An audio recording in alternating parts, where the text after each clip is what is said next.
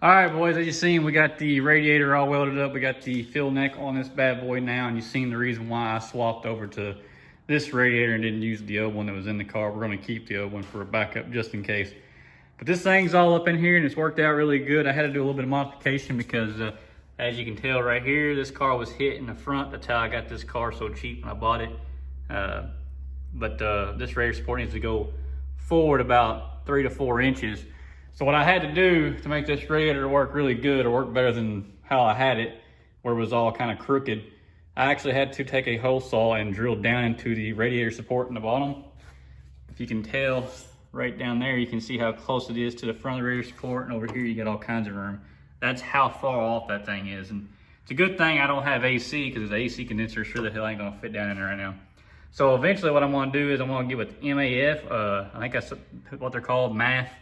They make a lower support bar that goes right there, and they also make the support bumper bar that has the GT500 brackets on. I'll probably get with the Dnahyperformance to get that ordered up.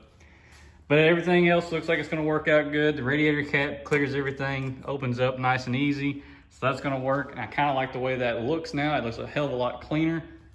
So that's gonna conclude all this. I got some stuff for the blower already here. And also while I had all this stuff apart, I went ahead and changed all these hoses away. I had I didn't have the correct heater hoses on here before, and this one here still I don't think is right, but that's what they specified on the 03 Cobra. I think it's different though. I think that should have a 90 going straight down, but it doesn't. But anyways, I changed this out to where it has the quick disconnects on and everything. It all looks nicer. It looks like it fits a little bit tighter up against the firewall. So that's all I've done to this thing since we've had it completely down. I've got the parts for the blower and everything, and we should be getting that ready to rock and roll real soon. So until next time, guys, we'll talk at you later. See ya.